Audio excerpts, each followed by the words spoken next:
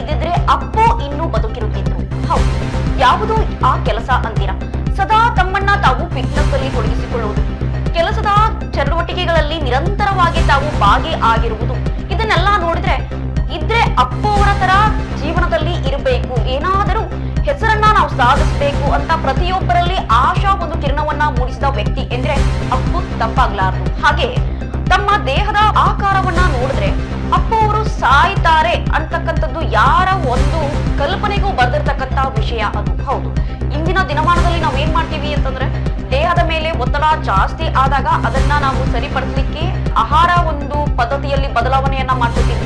ಅದರ ಜೊತೆಗೆ ಜಿಮ್ ಅಲ್ಲಿ ನಾವೇನ್ ಮಾಡ್ತೀವಿ ಅಂತಂದ್ರೆ ಸಾಕಷ್ಟು ಸಮಯವನ್ನ ಕಳಿತೀವಿ ನಮ್ಮ ದೇಹದ ಒಂದು ಆಕಾರ ಬದಲಾಗ್ಲಿ ಅಥವಾ ದೇಹದ ಮೇಲೆ ಯಾವುದೇ ಒತ್ತಡವೂ ಬೀಳದೇ ಇರಲಿ ಅಂತ. ಅಂತದ್ರಲ್ಲಿ ಸತ್ತ ಘಟನೆ ಏನಾಗಿದೆ ಅಂತಂದ್ರೆ ಎಲ್ಲರಿಗೂ ಆಶ್ಚರ್ಯಕರವಾದ ಒಂದು ಸಂಗತಿಯನ್ನ ಮೂಡಿಸಿದೆ.